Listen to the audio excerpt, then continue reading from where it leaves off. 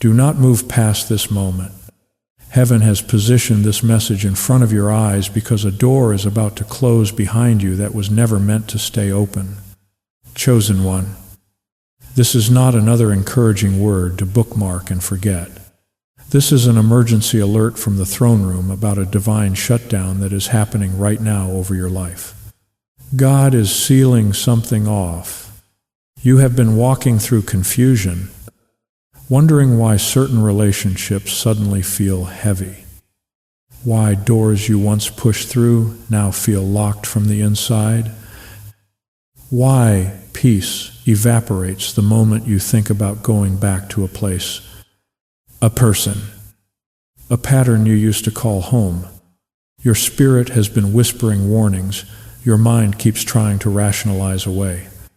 That restlessness is not anxiety. It is heaven pulling you back from a threshold you were never supposed to cross again. Tonight, you need to know the truth.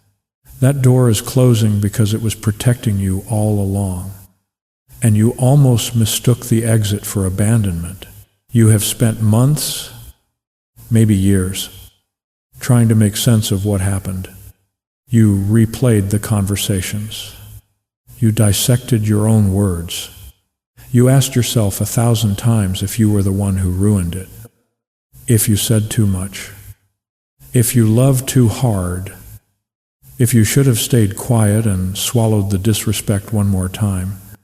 There were nights you sat in the dark, convincing yourself that if you just apologized again, explained yourself better, softened your boundaries, maybe they would let you back in. Maybe the group would stop talking about you. Maybe the job would feel less suffocating. Maybe the relationship would finally become what you kept praying it could be. You have been the one who carried the weight of other people's choices as if they were your fault.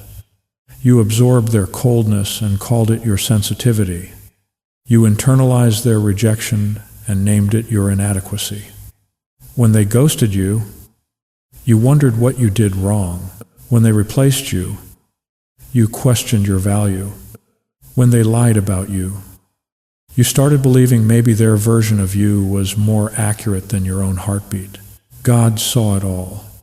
God heard you crying at 2 a.m. asking why you were not enough. God watched you delete the text you wanted to send because you were afraid of being too much again.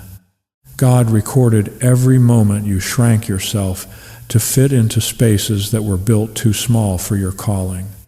While you were trying to figure out how to fix what they broke, God was building a case, not against you, against the lie, against the trap, against the assignment that wore a friendly face and whispered your name with poison on its breath. Every time you tried to go back, heaven redirected you.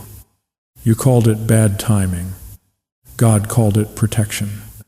You thought the door was stuck. God had already sealed it. You believed you were being rejected. You were being rescued. If your chest is tight right now, that is the sound of truth pressing against years of false guilt. Write, "I am not the problem" in the comments if you are ready to stop carrying shame that was never yours to hold. Like this message, so someone else trapped in the same mental prison can find the key. Share it with a friend who keeps going back to what keeps hurting them. And if you know this word was sent directly to your spirit, subscribe, because what comes next will rewrite how you see your entire story. There is a kind of suffering that happens in silence because you cannot explain it without sounding bitter. You know what it feels like to be slowly erased, to walk into a room where you once belonged and feel the air go cold, to send a message that gets read but never answered, to be included in name only.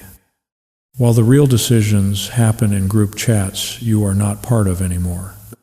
You were not formally kicked out. You were quietly phased out. They did not announce your removal. They just stopped seeing you, stopped asking, stopped defending you when your name came up. You became the problem they solved by pretending you were never really there. You sat in rooms full of people and felt completely invisible. You served, gave, supported, celebrated their wins, covered their flaws, held their secrets. And when you needed the same energy returned, you got silence. When you finally spoke up, you were labeled difficult. When you set a boundary, you were called dramatic. When you walked away to protect your peace, you were accused of being divisive, unforgiving, unable to let things go. They made you the villain in a story where you were the one bleeding. The narrative they sold to everyone else painted you as unstable, jealous, too sensitive, unable to handle correction. Meanwhile, they never had to correct themselves. They never had to apologize. They never had to sit with what they did in the dark while smiling in the light. You carried the full weight of a broken relationship while they moved on like nothing happened. You were the one left explaining yourself while they never had to explain anything. They controlled the story, and your silence became their confirmation. God saw the nights you rehearsed what you would say if you ever got the chance to defend yourself. God heard you imagining the conversation where they finally understood, finally admitted, finally saw you. But that conversation never came. The apology never arrived. The clarity you deserved was replaced with more confusion, more gaslighting, more blame shifted back onto your character. You were not crazy. You were being cornered, not by people who hated you, but by people who needed you to stay small so they could stay comfortable. They needed your light dim so theirs could shine brighter. They needed your voice quiet so their version of events could be the only one that mattered. They needed you gone but not vindicated, absent but not honored, replaced but not explained. This is the part of the story where most people break, where bitterness moves in, where the wound becomes an identity. But you did something different. You walked away even when walking away felt like losing. You chose silence even when your whole body wanted to scream. You released people who never deserved access to you in the first place. You stopped trying to convince them of your worth. You stopped begging for a seat at tables that were never built for you. And every time you made that choice, heaven took note. Every time you swallowed the rage and chose surrender instead, you were not weak. You were being entrusted with a kind of strength most people never develop because they never survive what you survived without becoming it.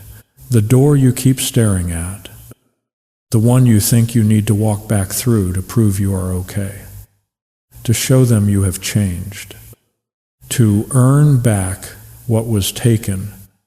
That door is closing, not as punishment, as mercy, because God knows if you go back through it, you will lose more than you gain. You will trade your future for a footnote in someone else's story. You will sacrifice the version of yourself God is building in secret just to be seen again by people who only saw you as useful, not as sacred. Chosen one. The door is not stuck. It is shut, and it is shutting tighter every day you resist the urge to force it back open. What feels like rejection is redirection. What looks like abandonment is alignment. God is removing access because access was killing you. The scripture speaks of God making a way where there is no way. But sometimes God also closes a way where there should be no way back. That is what is happening now. What you thought was a delay in reconciliation is actually a permanent seal on a chapter that was always meant to end. Heaven is not waiting for them to change. Heaven is waiting for you to believe you deserve better. Right now, take a breath and say out loud or in your spirit, I release what is behind me. I will not force what God has closed. That declaration is not giving up. It is waking up. And the moment you speak it, something shifts. You have been having dreams that feel like warnings. You wake up sweating, heart pounding, replaying scenarios where you go back and everything falls apart worse than before. You see faces you have not spoken to in months suddenly appearing in your sleep, and the feeling they leave behind is dread, not peace. You have random moments during the day when a name pops into your head and your stomach drops for no logical reason. You scroll past old pictures and feel nothing. Or worse, you feel relieved they are gone. These are not coincidences. These are confirmations. Your spirit knows what your mind is still debating. The door is closed, and trying to pry it open will only hurt you. Heaven has been sending these signals to prepare you, to warn you, to stop you from making a costly mistake dressed up as courage or maturity. There is wisdom, the kind C.S. Lewis reflected on deeply, in recognizing that not all progress moves forward by addition. Sometimes the most critical growth happens through subtraction. He understood that clinging to what we think we need often prevents us from receiving what we are actually meant to carry. The pain of release, he knew, is not the pain of loss, but the pain of awakening to a truth we have been too afraid to face. That some doors close not because we failed, but because we have finally become too valuable to waste on what was always going to stay shallow. You are not losing anything real. You are shedding what was only ever an illusion of belonging. Right now, behind the curtain, heaven is not just closing that door. Heaven is reinforcing it. Angels are standing guard over the threshold you keep glancing back at. Every time you think about reaching out, about checking in, about testing the waters, a divine hand nudges you forward instead. That hesitation you feel is not fear of rejection. It is the fear of God protecting you from your own misplaced loyalty. God is shutting down the access point the enemy used to drain you, to distract you, to delay the very calling that required you to be free from that weight. The trap was not in the pain they caused. The trap was in the hope they sold you that it could be different if you just tried harder, loved better, forgave faster. That hope was bait, and God is cutting the line before you bite again. If this is landing in your chest like a weightlifting, comment, 911 heaven is closing, what I kept forcing open. Let that be your agreement that you will stop fighting for what God is fighting to remove. Subscribe so you do not miss what comes next. Because once this door is fully sealed, another one is about to swing wide that you never saw coming. The voices around you do not understand why you cannot just move on. They do not see what it cost you to stay as long as you did. They were not there when you cried yourself to sleep defending people who never defended you. They do not know how many times you forgave in secret what was done to you in public. So when they tell you to let it go, to stop being bitter, to just forgive and forget, they are speaking from a place of comfort you have never been afforded.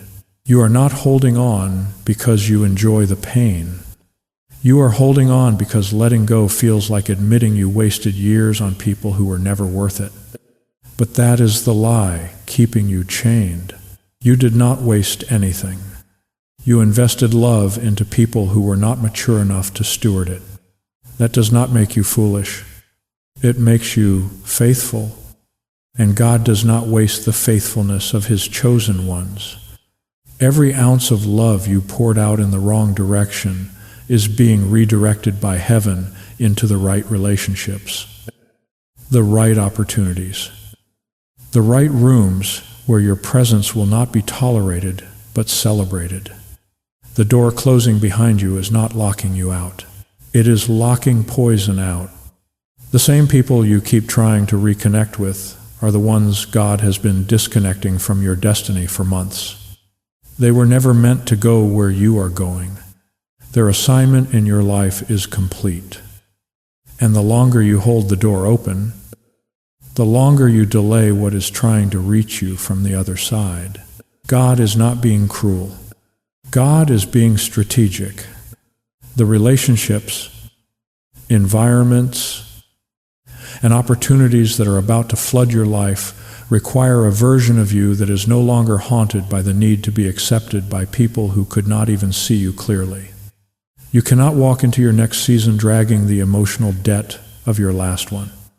You cannot steward new favor while still begging old spaces to make room for you. Heaven is closing the door because the new door requires both of your hands free, your heart clear, your mind sharp, and your spirit undivided. That is why the shutdown is not optional. It is mandatory. Chosen one, you are not being punished by this closure. You are being prepared. The same God who shut the door of the ark before the flood is shutting doors in your life before the overflow.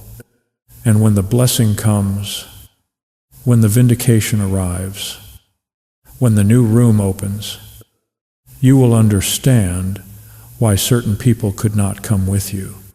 They would have sabotaged what they could not celebrate. They would have diminished what they could not comprehend. They would have poisoned what they were never pure enough to protect. So God removed them, not in anger, in precision. The door is closed. Stop staring at it. Turn around. Your future is not behind you. There is something you need to understand about the mechanics of divine protection. When God closes a door to protect you, it is not a suggestion. It is a commandment wrapped in mercy. You have been given free will. Yes, but heaven also knows that some choices, if left entirely to you in your wounded state, would destroy the very destiny God has been protecting through all of this. So the door does not just close.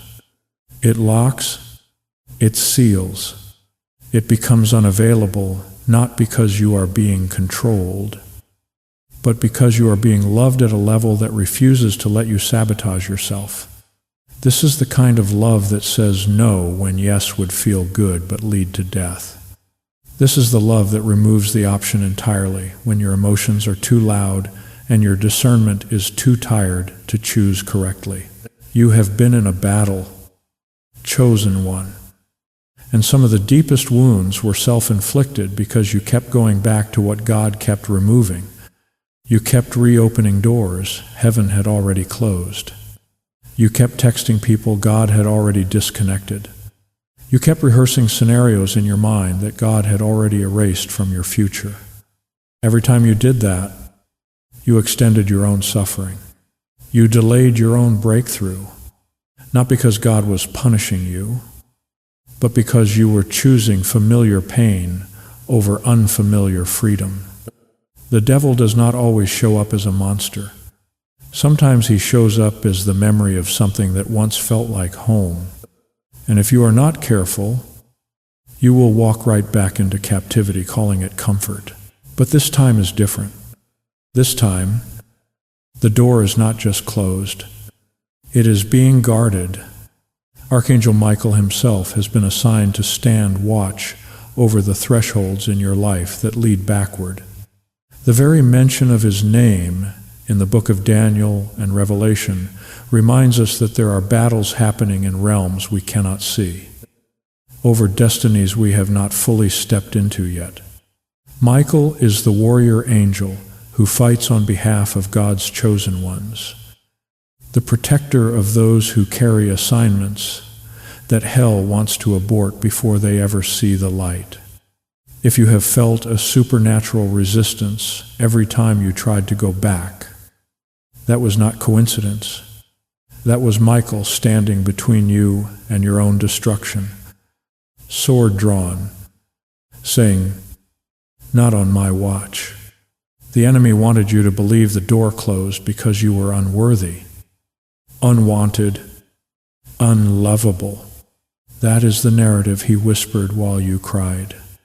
But the truth is, the door closed because you were too worthy to waste another season in a place that could not honor what God placed inside you. You were too anointed to keep shrinking. You were too powerful to keep playing small. The door did not close to hurt you. It closed to save you. And now that it is sealed, the enemy has lost his access point. The very place he used to drain you, discourage you, and distract you is no longer available. That is not a loss. That is a victory. Let this settle in your spirit right now. The closed door is not a punishment. It is a promotion. It is God saying, "You have outgrown this. You have survived this. Now step away from it so I can show you what I have been building while you were busy trying to fix what I was tearing down." If that truth is resonating in your bones, write, "The door is closed and I am free" in the comments. Let that be a declaration over your life that you will no longer mourn what was never meant to last. Like this message so it finds someone tonight who is one scroll away from texting someone God has already removed. And stay subscribed, because the next part of this word will blow open what has been waiting on the other side of your obedience. What happens next is the part that requires you to trust what you cannot yet see. The door is sealed. Your hands are empty. The voices that once filled your phone are silent.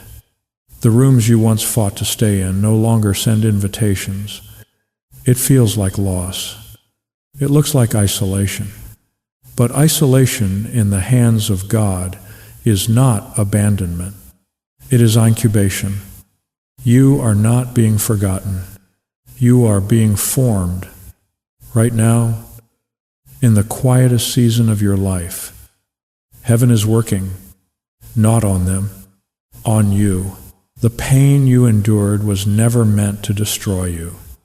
It was meant to develop you, to build a capacity in you for grace that can only be forged in the fire of betrayal, to grow a depth in you that shallow people will never access, to refine a discernment in you that will protect you from ever being used like that again.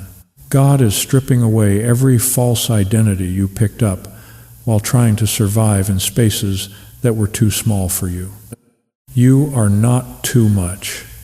You are not too sensitive. You are not the problem. Those were labels handed to you by people who were threatened by the weight you carry. You are marked. You are chosen. You are set apart. And the very things they rejected in you are the exact things God is about to use to unlock doors they will never even see. You are stepping out of seasons where you had to explain yourself and into rooms where your presence alone is explanation enough. Vindication is not loud. It does not need to be. When God moves on your behalf, the shift is so undeniable that words become irrelevant. The people who doubted you will not need a speech. They will see the evidence. The ones who walked away will not need an explanation. They will watch the trajectory, and the ones who lied about you will not need confrontation. They will face the truth on their own. In rooms you will never enter. In moments you will never witness. Your job is not to orchestrate their consequences. Your job is to stay clean, to stay focused, to keep your heart postured in peace even when everything in you wants to prove a point. Let God be the one who writes the final chapter. He does it better than you ever could. There is a suddenness coming, not the kind you can predict or prepare for, the kind that shows up in an email, a phone call, an encounter that feels too perfectly timed to be random. Doors you stop knocking on will crack open. People you never reached out to will reach out to you. Opportunities you released will circle back with better terms. And in those moments, you will feel it, the hand of God moving pieces on a board you could not see. The room will shift. The air will change. What felt impossible last week will feel inevitable this week. That is not luck. That is the result of a door closing behind you and a new door swinging open in front of you. Heaven does not operate on your timeline. It operates on divine timing. And divine timing is always precise. Never early, never late. Always exactly when it needs to be. You have been frustrated because you thought the breakthrough should have come by now. You thought the vindication should have already arrived. You thought the new chapter should have started months ago. But God was waiting. Not because He forgot about you, because the stage was not fully set. The people who needed to be in place were not there yet. The lessons you needed to learn in the waiting were not finished yet. The character you needed to build in the silence was not solid yet. The old you could not have handled what the new you is about to receive. So God held it back, not to withhold blessing, but to protect you from being destroyed by a blessing you were not ready to steward. Now the wait is almost over. You can feel it in your spirit.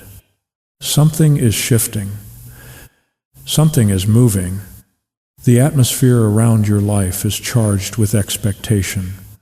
Dreams are becoming more vivid. Signs are becoming more frequent. Doors that were bolted shut are starting to creak. This is not your imagination. This is the sound of divine acceleration. What should have taken years is about to happen in weeks. What you thought was dead is about to be resurrected. What you released in tears is about to return in triumph. But it will not look the same. It will not feel the same, because you are not the same. The version of you that walked away from that closed door was broken, confused, questioning everything. The version of you that is about to walk through the new door is refined, focused, unshakable. You have been in the fire, chosen one, and the fire did not consume you. It purified you. It burned off everything that was not truly you. The masks you wore to fit in, the fear you carried to stay safe, the people-pleasing that kept you small, the false humility that kept you hidden, all of it gone. What is left is the real you, the you God always saw, the you heaven has been fighting for, the you that was buried under years of other people's expectations, opinion, and limitation. This is why the door had to close. The old room could not contain this version of you. The old relationships could not celebrate this version of you. The old environment could not sustain this version of you. You have become too big for small spaces, too bright for dim rooms, too free to go back into cages you have already escaped. And God, in His infinite wisdom and relentless love, made sure you could not go back even if you tried. He shut the door. He locked it. He stationed angels around it, not to trap you, but to launch you. The closed door was never your ending. It was your setup. Write 1717. God is launching me into my next in the comments, if you can feel the acceleration in your spirit. Like this message, so it reaches someone who has been waiting in the dark, wondering if morning will ever come. Share it with anyone who needs to know that closed doors are not rejections. They are redirections. And subscribe, because what I am about to tell you next will change how you see every door that opens from this moment forward. The season you are entering will not look like the one you are leaving. The relationships will not feel the same. The conversations will not sound the same. The pace will not move the same. You are not going back to anything. You are going forward into everything. And the moment you fully accept that the past is sealed, the future will start to accelerate in ways that will leave you breathless. Doors will open so fast you will barely have time to process what is happening. Favor will show up in places you never applied. Provision will meet you before you even ask. And peace, the kind you have been chasing for years, will finally settle over you like a blanket you forgot existed. But with every new door comes a test. The test is not whether you are qualified. God already determined that. The test is whether you will walk through it carrying the baggage from the old room, or whether you will step through it free. You cannot carry bitterness into a season of blessing. You cannot carry unforgiveness into a chapter of favor. You cannot carry the victim mentality into a room where God is crowning you as victorious. The new door requires a new you, not a perfect you, but a surrendered you. Not a flawless you, but a free you. Not a you that has it all together, but a you that has decided to trust God even when nothing makes sense. This is where most people stumble. They finally get to the new door, but they walk through it, still replaying the old betrayals. They sit in the new room, but keep talking about the old room.